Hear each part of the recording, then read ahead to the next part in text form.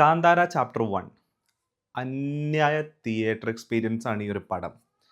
OTTയിൽ വന്നിട്ട് ഈ പടം കാണാന്ന് കാത്തിരിക്കുന്ന ആൾക്കാരോട് ഒരു കാര്യമേ പറയാനുള്ളൂ. ആ പടം നിങ്ങൾ കാണണ്ട. കാരണം ഈ ഒരു പടം ഉണ്ടല്ലോ, ഈ പടം ഒരു തിയേറ്റർ എക്സ്പീരിയൻസ് എന്ന് പറയാൻ പറ്റില്ല. ഒരുപാട് ഗൂസ് ബമ്പ് മൂവ്മെന്റ്സ് ഒക്കെ ഉള്ള ഒരു കിണ്ണം കിടിലോസ്കി പടമാണിത്. ഇത് തിയേറ്ററിൽ ആ സൗണ്ട് എക്സ്പീരിയൻസും ആ വിഷ്വലും എല്ലാം കൂടെ ഇങ്ങനെ കൂടി നമ്മളിങ്ങനെ ഇരുന്ന് കാണുമ്പോഴാണ് നമുക്ക് ഈ പടത്തിൻ്റെ എക്സ്പീരിയൻസ് കിട്ടുള്ളൂ. അങ്ങനത്തെ അജ്ജാതി പടമാണത്. പിന്നെ ഈ ഒരു പടം തുടങ്ങി ത്രൂ ഔട്ട് അങ്ങ് ലെവൽ അങ്ങ് കേറിപ്പോയി അങ്ങ് ഒരു സാച്ചുറേഷൻ ലെവൽ മീറ്റ് ചെയ്ത് അങ്ങനത്തെ ഒരു പടമല്ല അത്. പടം തുടക്കത്തിൽ നല്ല ഒരു കുറച്ച് ഫൈറ്റും സാധനങ്ങളൊക്കെ ഉണ്ട്. ഒരു സാധനം എസ്റ്റാബ്ലിഷ് ചെയ്യാൻ വേണ്ടിയിട്ട്. അതൊക്കെ ഒന്ന് സെറ്റ് ആയതിന് ശേഷം പിന്നെ ഒന്ന് പടം ഒന്നുണ്ട് ലോ ആയിട്ട് ഒന്നിങ്ങനെ സ്ലോലി ഇങ്ങനെ പടം ഇങ്ങനെ പോയിക്കൊണ്ടേയിരിക്കും. അതായത് അതൊന്ന് സെറ്റ് ചെയ്യാൻ വേണ്ടിയിട്ടാണ് അവര്. എന്താണ് ഇവിടെ സംഭവിച്ചുകൊണ്ടിരിക്കുന്നത്, ആരൊക്കെയാണ്, എന്തൊക്കെയാണെന്നുള്ള കാര്യങ്ങളൊക്കെ ഒന്ന് സെറ്റ് ചെയ്യാൻ വേണ്ടിയിട്ട് ഇച്ചിരി സമയം എടുക്കുന്നുണ്ട്. അപ്പൊ അവിടെ ഓക്കെ എന്തൊക്കെയോ സംഗതികൾ ഇങ്ങനെ നടന്നു പോകുന്നു. അവര് പുതിയൊരു സ്ഥലം എക്സ്പ്ലോർ ചെയ്യുന്നു. അപ്പൊ അവിടെ പറ്റുന്ന ചില മണ്ടത്തരങ്ങള്, പിന്നെ ചില കോമഡികളൊന്നും നമുക്ക് ചിരിയൊന്നും വരുന്നുണ്ടായിരുന്നില്ല കേട്ടോ. അത് വേറെ കാര്യം. അപ്പൊ അങ്ങനത്തെ കുറച്ച് കാര്യങ്ങളൊക്കെ ചെയ്യാൻ വേണ്ടിയിട്ട് ഒരിച്ചിരി സമയം, ഒരിച്ചിരി സ്ലോ ഫേസിൽ അവിടെ ഇങ്ങനെ കുറച്ച് ലാഗിൽ ഇങ്ങനെ പടം പോകും. അത് കഴിഞ്ഞിട്ട് പിന്നെ ടുവാർഡ്സ് ഫസ്റ്റ് ഹാഫിലേക്കുണ്ട് ഒരു മൊമെന്റ് മാൻ. ഒരു രക്ഷയില്ല. അവിടെ മുതൽ പിന്നെ സെക്കൻഡ് ഹാഫ് ഒക്കെ പടം ഒരു രക്ഷയില്ല. പടം അങ്ങ് കേറി അടിക്കുന്ന ലെവലിലാണ് പടം ചെയ്ത് വെച്ചേക്കുന്നത്. ഇതിനകത്ത് ഈ എന്താ പറയാ നമ്മുടെ ഫസ്റ്റ് ഹാഫിന്റെ ഒരു ഇന്റർവെല്ലിൽ എത്തുന്ന ആ ഒരു സമയത്തേക്കുണ്ട് ഒരു ഒരു ഒരു മൊമെന്റ് ഒരു ഒരു അതിനകത്തൊരു കടുവ വരാനുണ്ട്. എന്താ രസം എന്നറിയോ ഇത് കാണാൻ.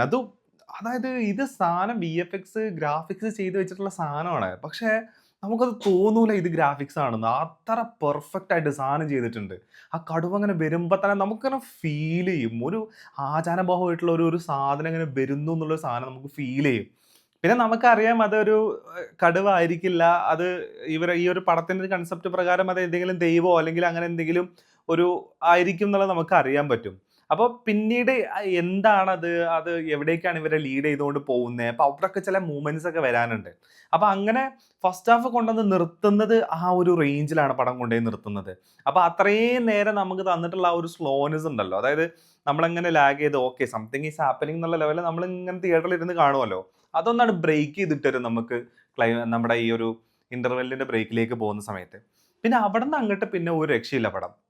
പിന്നെ ഫുള്ള് ഫൈറ്റ്, അതേപോലെ തന്നെ ഇവരുടെ ഈ ഒരു ഒരു ഒരു പരകായ പ്രവേശനം എന്ന് പറയാൻ പറ്റില്ല. ഇനിയിപ്പോ എന്താ പറയാ ബാധ കേറിയിട്ടുള്ള ആ ഒരു കൈൻഡ് ഓഫ് ആക്ട് ഒക്കെ ഉണ്ടല്ലോ. അതായത് നമ്മള് കാന്താരയിൽ കണ്ടിട്ടുള്ള സാധനങ്ങളുണ്ടല്ലോ. അതൊരു 2 പ്രാവശ്യം ഈ ഒരു പടത്തിനകത്ത് 2ഓ 3ഓ പ്രാവശ്യം അങ്ങനത്തെ ഒരു സാധനം കാണിക്കുന്നുണ്ട്.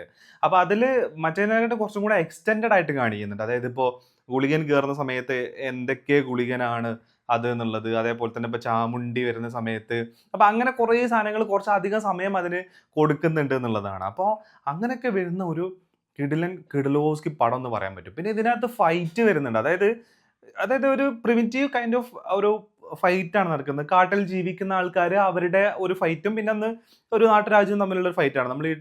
നമ്മൾ ഈ ടീസറും ട്രെയിലറൊക്കെ കാണുമ്പോൾ തന്നെ നമുക്ക് ആ സാധനം മനസ്സിലാവുമല്ലോ. അപ്പൊ അതിനകത്ത് ഈ ഫൈറ്റ് നടക്കുന്ന സ്ഥലത്ത് ഒരു ഒരു പാട്ട് പോകുന്നുണ്ട് മാൻ. ആ പാട്ട് പ്ലസ് ഇതിന്റെ ഫൈറ്റ് ഇത് രണ്ടും കൂടെ ബ്ലെൻഡ് ചെയ്ത് വരുന്ന സമയത്തുണ്ടല്ലോ ഫൈറ്റ് ഇങ്ങനെ കാണാൻ എന്താ രസം എന്നറിയോ. നമുക്കിങ്ങനെ ഫീൽ ചെയ്യുക ഫൈറ്റ് ഇങ്ങനെ കാണുന്ന സമയത്ത് തന്നെ. അപ്പൊ എനിക്ക് ആ സാധനമൊക്കെ കണ്ടപ്പോൾ എനിക്ക് ഓർമ്മ വന്നത് കങ്കുവാണ് കേട്ടോ. ഫുൾ അലർച്ച എന്ന് പറഞ്ഞുള്ള അലർച്ചയും ഫൈറ്റൊക്കെ. ഇപ്പൊ അതും ഒരു പ്രിമിറ്റീവ് കൈൻഡ് ഓഫ് കമ്മ്യൂണിറ്റി അവരുടെ ഒരു ഫൈറ്റ് ഇതും അത് തന്നെ. പക്ഷെ ഇത് വേറെ റേഞ്ചിൽ സാധനം ചെയ്ത് വെച്ചേക്കുന്നു എന്നുള്ളതാണ്. അതായത് ഋഷഭ് ഷെട്ടിക്ക് അറിയാം എവിടെ എങ്ങനെ കൊടുക്കണം എന്നുള്ളത്. അതായത് നമ്മൾ ആദ്യമേ ഫുള്ള് ഹൈ അങ്ങ് തന്ന് പോയിട്ട് പിന്നെ ടുവാർഡ്സ് ക്ലൈമാക്സിലേക്ക് എത്തുന്ന സമയത്ത് നമ്മൾ അൺസാറ്റിസ്ഫൈഡ് ആയി പോകും. അപ്പൊ ഒന്ന് ഹൈയിലേക്ക് അന്ന് പോകുന്ന സമയത്ത് ഇടിച്ച് തട്ടി നിൽക്കാതിരിക്കാൻ വേണ്ടിയിട്ട് ഒന്നിട്ട് താഴോട്ട് ഇറക്കി കൊണ്ടുവരാം നമ്മളെ. എന്നിട്ട് താഴോട്ട് ഇറക്കി കൊണ്ടുവന്ന് ഇനി ഒന്ന് സമാധാനമായിട്ട് പോകുമെന്ന് പറഞ്ഞിട്ട് പിന്നെ സെക്കൻഡ് ഹാഫ് ഓൺവേർഡ്സ് ഇനി പൊക്കോ ഇനി കയറി അടി എന്നുള്ള ലെവലിലാണ് പടം ചെയ്ത് വെച്ചേക്കുന്നത് എന്നുള്ളതാണ്. പിന്നെ ഇതിനകത്ത് ഇപ്പൊ ജയറാം കുഴപ്പമില്ലാത്തൊരു വേഷം തന്നെ പുള്ളിക്ക് കിട്ടിയിട്ടുണ്ട്. പിന്നെ ഡബ്ബിങ് കുഴപ്പമില്ല കേട്ടോ ഈ പടത്തിനകത്ത്.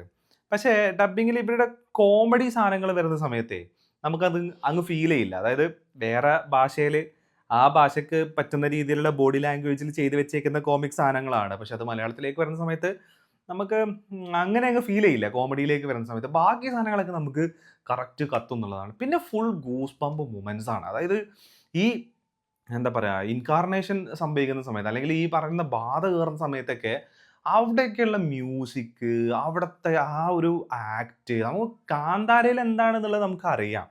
അപ്പൊ അതിന്റെ കുറച്ചും കൂടെ ഒരു എക്സ്റ്റെൻഡഡ് വെർഷൻ കുറച്ചും കൂടെ ടൈം എടുത്തിട്ടുള്ള സാധനമാണ് ഇതിനകത്ത് ചെയ്തേക്കുന്നത് എന്നുള്ളതാണ്. ഇതിനകത്തൊരു ഈ ക്ലൈമാക്സിലേക്ക് വരുന്ന സമയത്ത് ഇവര് ഒരു മൂണിന്ന് ഇങ്ങനെ ഈ ഒരു സിംഹവും ഇവനും കൂടെ ഇങ്ങനെ വരുന്നൊരു സീനുണ്ട്. ആഹാ! അതൊക്കെ ആ സീനിലൊക്കെ ഉണ്ടല്ലോ ഗൂസ് ബമ്പ് വേറെ ലെവലായിരുന്നു എന്നുള്ളതാണ്. അതായത് ഈ ടൈഗർ വരുന്ന സമയത്തൊക്കെ. പിന്നെ ഇതിനകത്ത് ബാക്കി കുറച്ച് കാര്യങ്ങളൊക്കെ പറഞ്ഞാൽ ചിലപ്പം സ്പോയിലർ ആയി പോകും. കാരണം അത് ടുവാർഡ്സ് ക്ലൈമാക്സിലേക്ക് റിവീൽ ആവുന്ന കുറേ കാര്യങ്ങളുണ്ട്. അപ്പൊ അങ്ങനത്തെ അതായത് വില്ലന്മാരെ നേരിടുന്നതും അവരെ അവസാനം അവരില്ലാതാക്കുന്ന സാധനങ്ങളൊക്കെ. അപ്പൊ അതൊക്കെ നല്ല രസമുണ്ടായിരുന്നു ഈ ഒരു പടത്തിനകത്ത് കാണാൻ എന്നുള്ളതാണ്. പ്രത്യേകിച്ച് ഇതിന്റെ ബാക്ക്ഗ്രൗണ്ട് സ്കോർ ചെയ്തേക്കുന്നത്. അതൊരു സിറ്റുവേഷന് നീഡഡ് ആയിട്ടുള്ള, നീഡ്ഫുൾ ആയിട്ടുള്ള സാധനം എന്താണോ അതിങ്ങനെ അളന്ന് കുറിച്ച് വെച്ച പോലെ ഉണ്ടായിരുന്നു ഈ ഒരു പടത്തില് എന്നുള്ളതാണ്. കാരണം കറക്റ്റ് അളന്ന് മുറിച്ച് വെച്ച പോലത്തെ ഒരു ഫീല്. അതായത് ഓവറും ഇല്ല എന്നാ ഇതിലും ഇല്ല. എന്താണോ അവിടെ അപ്രോപ്രിയേറ്റ് ആയിട്ട് വേണ്ടത് ആ സാധനം അതിനകത്ത് വെച്ച് വന്നിട്ടുണ്ട് എന്നുള്ളതാണ്. അപ്പൊ അങ്ങനെയൊക്കെ വരുന്ന ഒരു പടമാണ് കാന്താര. കുറേ കാര്യങ്ങൾ, കുറേ സംഭവങ്ങൾ ഇങ്ങനെ നടന്നുകൊണ്ടേ പോകുന്നുണ്ട്.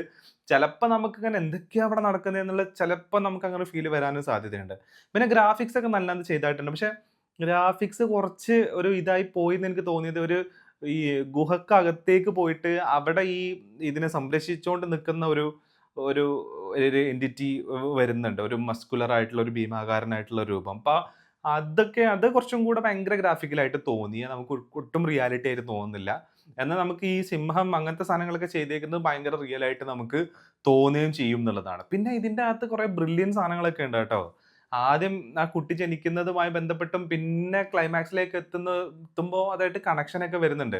അപ്പൊ അതൊക്കെ അടിപൊളിയായിട്ട് ഈ സാധനം ചെയ്ത് വെച്ചേക്കുന്നുണ്ടെന്നുള്ള. പക്ഷെ നമുക്കത് ഓക്കെ അത് അങ്ങനെ ചെയ്ത് വെച്ചേക്കുന്നത് ഇതുകൊണ്ടാണ് എന്നുള്ളൊരു തോട്ടൊന്നും നമ്മുടെ ഉള്ളിൽ ഇംപ്ലാന്റ് ചെയ്ത് അങ്ങനെ വരുന്നില്ല. അത് നമ്മളെ കൊണ്ട് മറപ്പിക്കുന്ന രീതിയിലേക്ക് സാധനം ചെയ്ത് പോയിട്ടുണ്ടെന്നുള്ളത്. പടം നിങ്ങൾ തിയേറ്ററിൽ പോയി നേരെ കാണുമ്പോൾ നിങ്ങൾക്ക് മനസ്സിലാവും. അല്ലെങ്കിൽ നിങ്ങൾ കണ്ടിട്ടുള്ള ആൾക്കാരാണെന്നുണ്ടെങ്കിലും നിങ്ങൾക്ക് ഈ കാര്യം പറയുന്നത് എന്താണെന്നുള്ളത് മനസ്സിലാവും. അപ്പോൾ അങ്ങനെയൊക്കെ വരുന്ന ഒരു സാധനം. പിന്നെ ഈ മഹേഷ്മതി സാമ്രാജ്യം പോലെ വലിയൊരു സാമ്രാജ്യം അങ്ങനെ സാധനങ്ങളൊന്നുമല്ല.